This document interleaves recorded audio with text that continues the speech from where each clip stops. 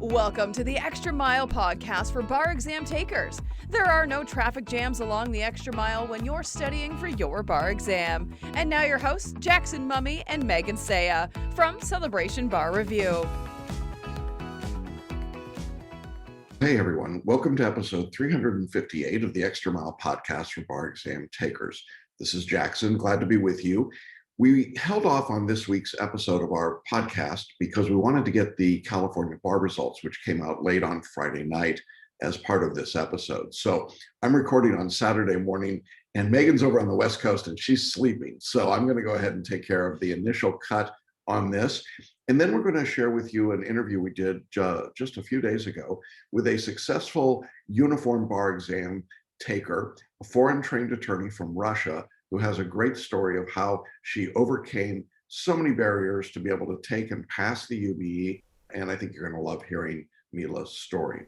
The big story, obviously, this morning as we talk about what's going on in the bar exam world is that California has released their February 2021 results. And I suppose it depends on how you want to look at it. The examiners are looking at it from the glass half full standpoint. The pass rate for the exam was 37.2%. And that represents an increase of 10 points from the February 2020 exam, which had a pass rate of 26%. It went from really awful to just awful. I think that's the way that I would tell you. So that's the first big piece of news. Yeah, it's better than February 2020, which was a complete train wreck, but it was still pretty much a train wreck. Now, the other part of this that's really extraordinary to me is that the total number of applicants who have passed in this February 2021 exam was 1,151. That's right, you heard that. In a state with millions of residents, we added a whopping 1,150 new attorneys out of this exam. That to me is just the insanity of the California bar exam. There is no way to be providing enough legal services to the people that need it when you're only admitting 1,100 applicants. Now, there were far fewer people taking the exam in February of 2021. We expected this would be the case because of the late date of getting results out of the October 2020 test. You remember that all of the July bar exams in 2020 were pushed back. California was among the very last ones to give their exams and to get results back. So instead of the normal cohort of about 5,000 bar takers in a February exam, we only had in this particular bar exam a very small number of people that took the test. It was literally 3,100 or so, so a couple thousand less. Now, the other interesting thing about the cohort is the breakout between first-time takers and repeat takers. Now, in a February bar exam, and frankly, in any bar exam in California, there are more repeat bar takers than first-time takers. So what happened here is that you again had a majority of bar takers in February 2021 who were repeaters. The percentage was about 60%. Now, in a normal February exam, that percentage is about 70%. And the fact that there were fewer repeat bar takers probably accounts for the reason that the overall pass rate went up from February 2020. I know that's a little geeky, but basically what I'm telling you is that the fact that the numbers went up has much more to do with who was taking the exam than it does anything or any other single factor. So again, let's summarize the statistics here. There were about 3,100 people that took the exam. Of those, first-time applicants were 1,227, so about 40% of the total. And the pass rate for those first-timers was 53%. So not outstanding, a little bit over half. And in most jurisdictions, that's about where we are today. It's not a very high number. Among the repeat applicants, there were 1,871, so 60% of our total. And the pass rate for repeaters was only 27%.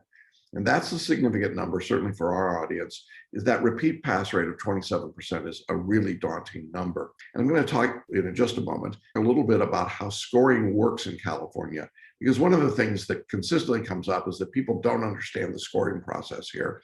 And so they misread these scores. And so I thought it might be helpful to talk about that as well. But I wanted to just give you that sense of the numbers.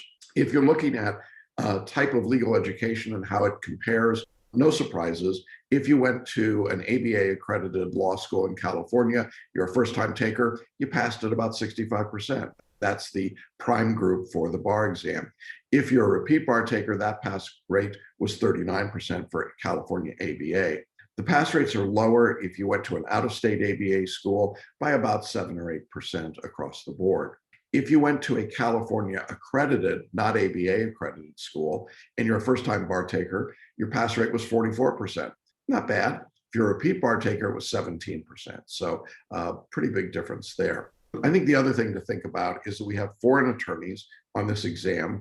And for foreign attorneys, the pass rate was about 47% for first timers, but only 23% for repeat bar takers. So that lines up with what we see in other large foreign trained attorney jurisdictions like New York and Texas.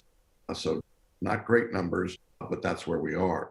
And then the final number I want to share with you is that there is the one-day attorney exam. There were 432 attorneys that participated in that, and 57% of them passed. So if you're a licensed attorney somewhere else, you got a better shot at this exam than someone that has never taken the exam before. So interesting set of numbers there. The other piece of this, of course, is that the cut score, went down to 1390 from 1440. The examiners did an analysis and said that if the cut score had remained at 1440, only 734 bar takers would have passed. That would have been a 23% pass rate. So that cut score made a big difference. But again, I think the lead story should be only 1,100 people were admitted to practice in California. That is a staggeringly small number for such a large state. Concerns me a great deal. And I said I want to talk a little bit about, as you're analyzing, if you were one of the people that got your scores back and you're not successful, you're probably trying to figure out, what do these numbers mean and how do I think through them? The first thing I would tell you is to look at your multi-state scaled MBE score. Now, remembering that California multiplies everything by 10, you have to divide by 10 to get some sort of a comparative basis.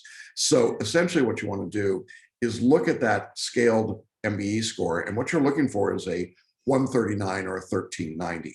If you're not seeing a number that's at least that high, then you failed the multi-state, and that's going to be really important when it comes to how your written work is going to be graded.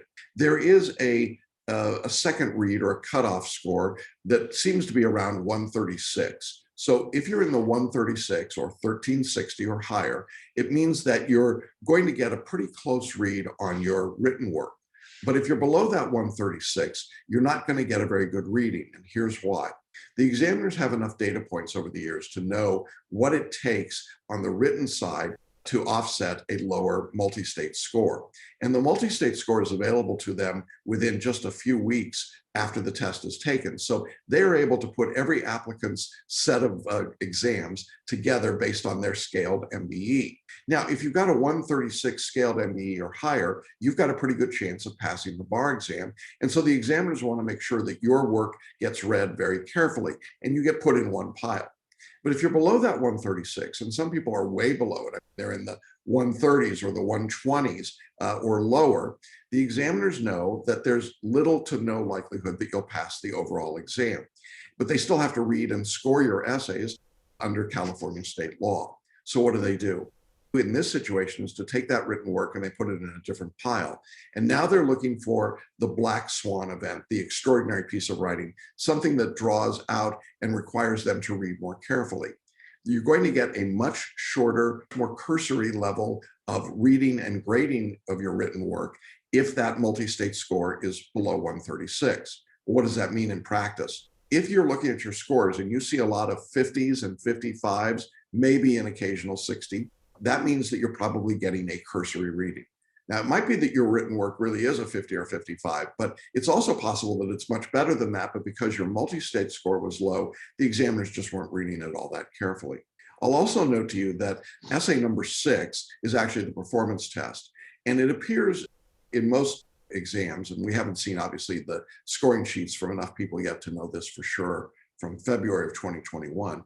But typically that performance test score is a bit higher. The grader seems to be giving a higher default score on this than they are on some other pieces, and certainly in the essays. So I'd be looking for a default score of about 60 there. If you're getting a 60, that means you probably didn't do much of a reading, or less if you're getting less than 60. Anything better than that, maybe you got a little better reading. And that's good news because it certainly counts for a bit more than the average essay. But if you see a lot of 50s and 55s in your essays, my guess is that your scale multi-state score is well below that 136. So that's the thing you want to be watching for. Now, does that mean you should overstudy the multi-state to prepare for the exam? No, it's just an informational piece about how the exam is actually being scored. So again, if you took the California bar, you were not successful. We're really sorry to hear that. There is enough time to study for this exam. We're still enough days away that you can be prepared. We have students that do this every year successfully with us, and we would invite you to join us and contact us for more information in the show notes to do that. Again, not great results out of California, not a big surprise. The other interesting thing I think we'll see is the number of applicants going into July is going to be huge. There were some statistics we got earlier that 93% rise in applications so far this year in California for that July exam. That's a pretty staggering number. I think we could be looking at north of 10 to 12,000 applicants in July. So we'll see what that means. All right, as we get more information and we get more detail, we will share that with you in upcoming episodes of the podcast. But we wanted to give you the first cut today as we're getting that information. Now, following that not very encouraging news, I thought it would be good to share with you an interview that really is encouraging. A student that came to us, she had taken and failed the UBE a number of times.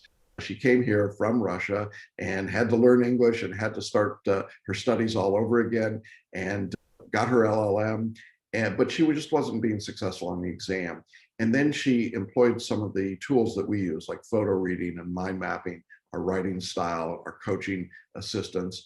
And Mila was able to push through and pass the UBE as a foreign trained attorney. And we're really proud of her, and it's a great story. And I wanted to share that with you today. So with that, let's go ahead and jump into our interview with Mila as she talks about what she needed to do to pass the uniform bar exam. Everybody, welcome back to Hanging Out with Successful Bar Takers. And today I've got one of my very favorite students to share a great story. Mila is a successful UBE student from February 2021. Hi, how are you? Hello, Jackson. I'm good. Thank you. How are you? I'm doing very well. You and I had a lot of phone calls while you were studying. This is easily the nicest of the calls we've had, don't you think? Yes, I agree. You have a great story just in your desire to push through and work and to pass the exam. This was not your first time taking the test, was it? Yes, it was number 5 for me. Yeah.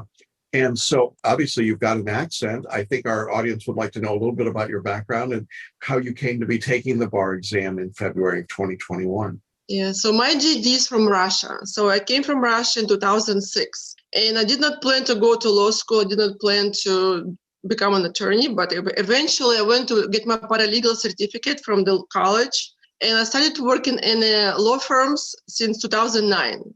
And doing my paralegal work, my attorney encouraged me, maybe you go to law school, maybe try to be my partner. This is how it all started. So I entered the Master of Laws University, and I was working full-time, and I studied for a year and a half, and I finished my master degree. And since July 2018, I was taking the bar exams, every single bar exam I took. But I was working full time. I never stopped working. This was a problem for me to pass the bar because I didn't have enough time to study, to focus only on my studies. I had to work. I had to commute every day, and only weekends or maybe holidays were my study time. So I didn't have enough time to study. But with your program, I kind of learned more about law and kind of slowed down with my studies and went deeper than before. You are very precise in working through all of this. And I don't want to minimize how challenging it is to take the bar normally. But when English is not your first language and you're working, there's a lot of things going on there. And it must have been discouraging to you at points along the way. Yes, but for me, rule number 1 was never find any excuses. So if my English is my second language, I was kind of put it aside. I said, okay, this is what I'm doing. I never find any excuse. Being a foreign attorney, I'm equal to everybody, and I'll do my best every time. So this was my motto. Yeah, it was a good motto to have. You didn't make excuses. And we pushed through a lot of things. We're going to talk about some of that. You decided that the uniform bar exam made sense. And as a foreign trained attorney, Washington State would allow you to take the test with your LLM. Is that correct? Yes, that's correct. Yes. And do you live in Washington State? Yeah, so that was nice to have that extra piece. And we're going to talk in a minute about where you actually went to take the exam in February or to study for it beforehand. But how did you balance work and study? Because you worked really hard on the bar. You put in a lot of effort. How did that work for you? Actually, so all 4 times I took bar before, I was trying to rush and go through the old programs. 3 times I took the big box bar review. And it was challenging because they want you to memorize the rules, the law, and I did not have time to memorize. For me, it was a big problem. And I did not do well because I did not memorize. I did not have enough time to go deep into the law. But this time around, I just slowed down and I started to understand the law, not just go quickly, but go deeper and understand how the law applies, what the facts can trigger some challenges or some other reasons law applied differently. And this would make a big difference because I slowed down and I trying to be more precise. And actually I took time to all my lunches, I was doing the MBE questions. So I would make a rule every day. I went to the lunch during lunch break and I studied the MBE questions. I go through the questions, and weekends were my essays, lectures, mind mapping, and everything else. Yeah, you had the MBE for lunch is what you're telling us. Now, you used a lot of the tools that we make available. One of them was photo reading. Can you talk a little bit about photo reading?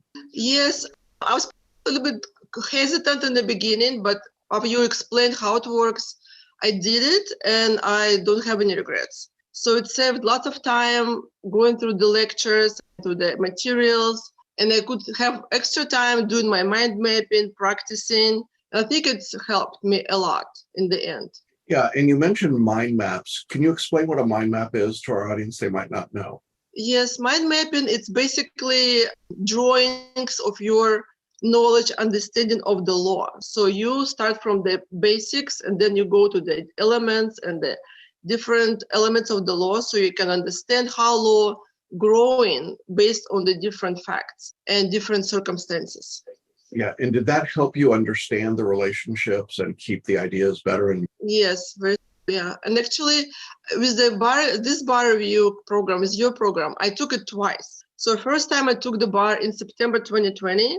And unfortunately for that time around, I did not have much time for the mind mapping. I did my lectures practicing, but I did not finish all mind maps. I thinking maybe it's not that important because I was hoping I would just will pass without them. And I did not pass the first time. So you told me you have to be more specific. You have to go deeper into the law and understand the law. So this time around, I very focused on my mind maps. I finished all mind maps and I was very, very specific about how I listened to your lectures, how I reflected them into my mind maps. And in the end, it was what make me pass the bar exam, I believe. Good picture of the law. Yeah, I think it does. It's a very powerful tool, and I know that you really began to incorporate it.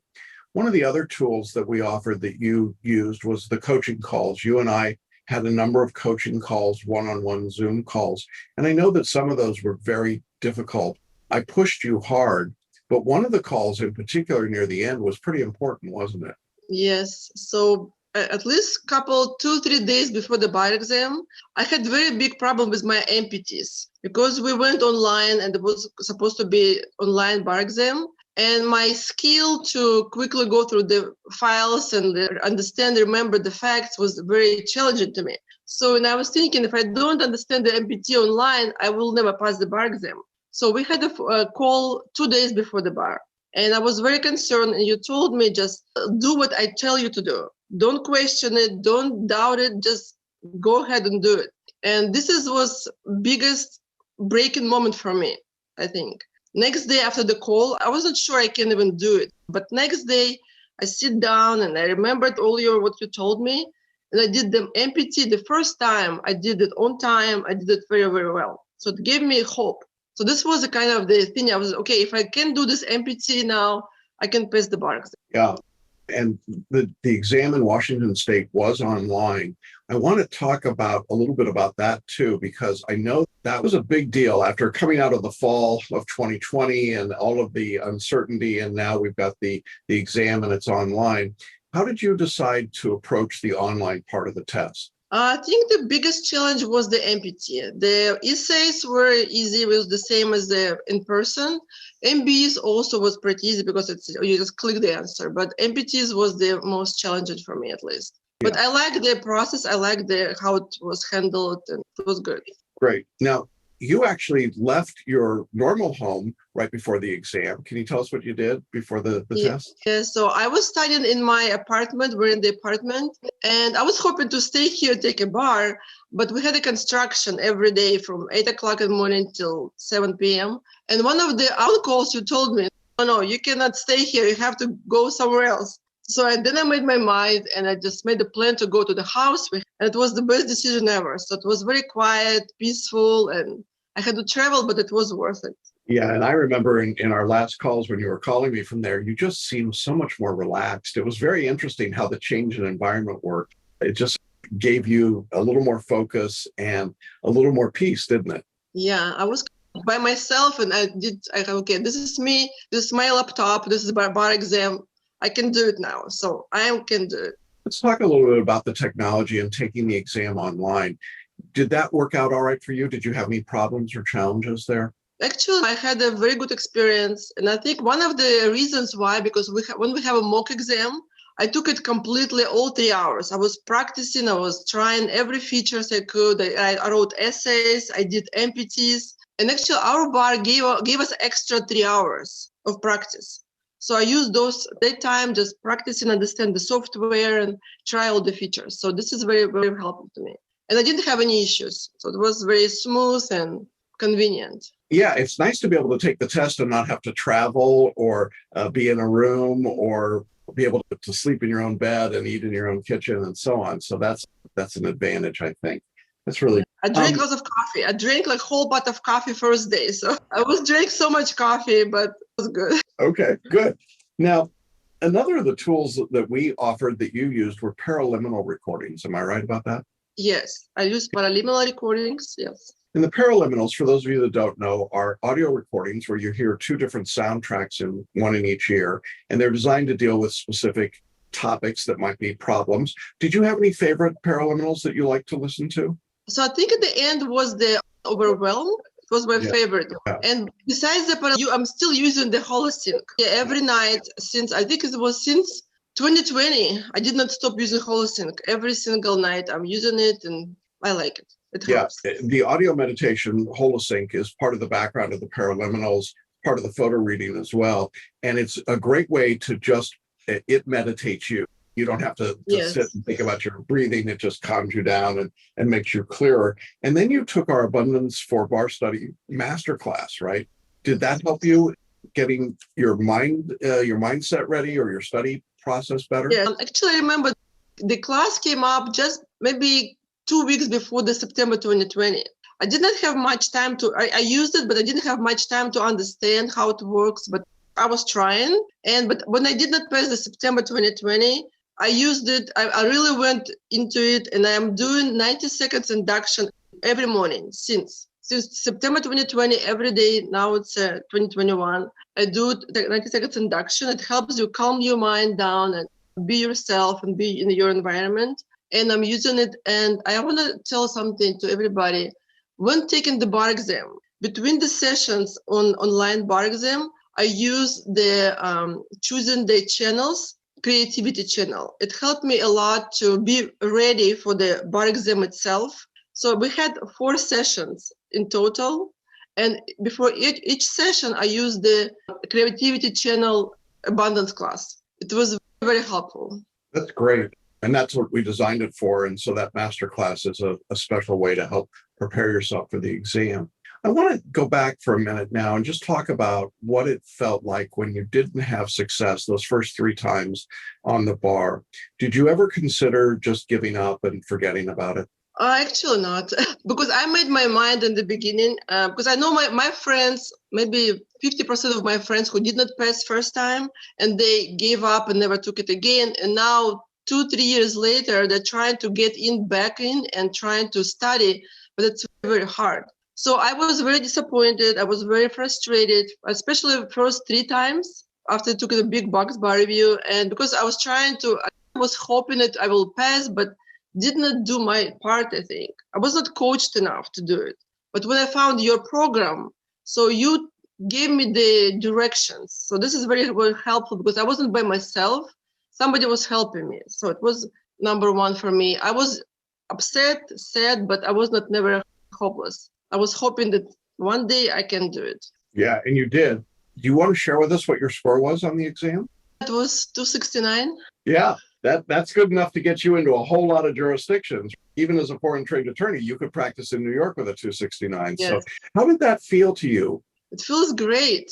But so when I saw my score on the screen on a day when I got my results, I was staring at the screen for at least 15 minutes. So I was thinking, if it's a mistake, it will go away. If it's a reality, it will be my score. So for 15 minutes, I was staring and I was waiting. But it stayed there. So it's okay, I passed now. And what did your family think? So my husband, my son were so excited. So my son gave me this card because he was like, "Are you serious? You passed?" So my family was very happy. Yeah. I know that when you're studying for such a long period of time, it means missing out on some things with your family, some events and time together. So your family is going through the process with you, aren't they? Yeah, so they're part of my bar exam studies, especially my husband. He was by my side all the time, but sometimes he was trying to tell me, just take a break, don't study for a year. But I said, no, I have to study. Yeah. And they must be incredibly proud of you to have reached this accomplishment. Not many people pass the bar exam, and certainly after a number of attempts, it gets harder and harder. And this past year has been probably the craziest year ever for the bar exam. So that's an amazing accomplishment. What do you plan to do now that you've gotten past the bar? I know you still got some NPRE work to do, but what's your plan when you become a member of the bar? I've been working for the federal government for the last 3 years. So I want to stay with the federal government. For me, it's a public service. So I want to do helpful to the public. And I'm trying to find a way to use my law degree and my license now to be helpful to the public. So this is my goal. So I'm exploring different options. Right now, I'm still in the stage of exploring all my future steps, career steps.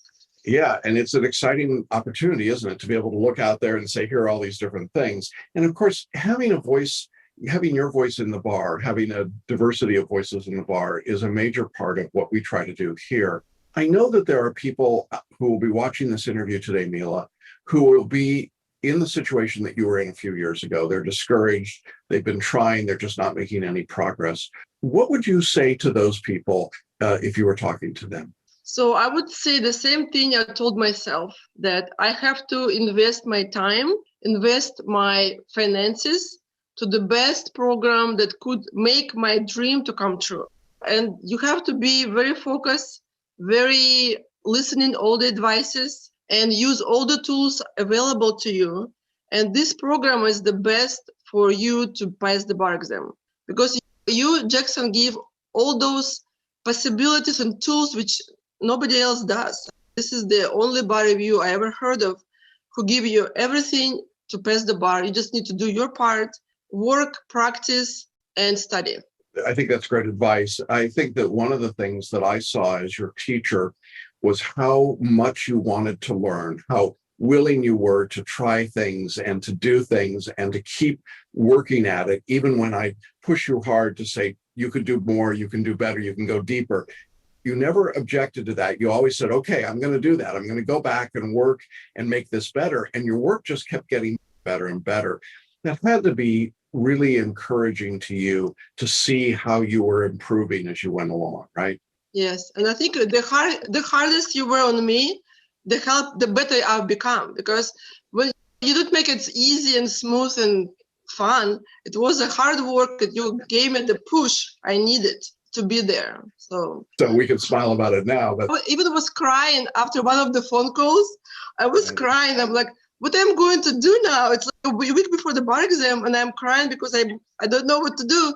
But 1 hour later, I got my all together, and I just do it next thing. And I think that's one of the things that's going to make you such a terrific member of the bar. You are absolutely determined. You're so talented, and you care so much. And I think you put all of those factors together, you're going to be very special as a lawyer in the work that you do. And I don't know where you're going to come out with that effort to help the community and the public, but I know you're going to do something and it will be special. And I'm excited that we were part of that journey with you. I really appreciate that you would share your story with us today. I know that you will inspire and encourage so many people. There are people that sometimes say, English isn't my first language, so I just can't do it. What would you say to those people? So I would say forget about you being a foreign attorney. Just think as you are American and just do your best try, best job, you will make it. No excuses. It's never an excuse it wasn't an excuse for me. It was in the beginning, it did not work. So I just stopped doing any excuses. So don't waste your time on excuses. I think that when I think back to you in the course, I will always think no excuses, because you never made an excuse for anything. We were doing a conference and the construction guys were just jackhammering away. It was chaos. I mean, it was total chaos. You wouldn't make an excuse. You're just like, okay, we're just going to keep going. And I think that quality is such a wonderful attribute to have when you're studying and going for the exam. I'm excited to see what happens for you going forward. And I want to thank you again. So glad you could be with us and share your story. I know a lot of people will be very inspired to hear what you had to say today. Any final thoughts you want to share with our audience today? My final thought, if you want to get your life back again after the bar, just do your best job ever and you can pass the bar and you can get your life back. And you heard that from a woman who got her life back. Back 2 weeks ago, and I'm so happy about it. That's great. It's good to see you smiling and happy. Look forward to seeing what happens to you next. And best of luck and good wishes to you. And to our audience, thank you for being with us. I hope you enjoyed this conversation. I know that you'll be encouraged and inspired by Mila's story. So with that, we're going to sign off and say goodbye. Thanks for being with us, Mila. Thank you. Good luck. That's our episode for this week. I hope you enjoyed the conversation with Mila and hope that the information about the California results is helpful to those of you in that jurisdiction. Remember, we're still waiting on Georgia results. It's the last big state that'll be coming out later this month. We'll have all of that information and details, and Megan will be joining me to talk through that and to talk about the questions that students have as they're preparing for the upcoming bar exams. We hope everyone is doing well and staying healthy. We appreciate, as always, you being with us and watching or listening to these podcasts in whatever form you find best. And we'll look forward to seeing you next week. Thanks for listening and watching the Extra Mile podcast for bar exam takers at celebrationbarreview.com.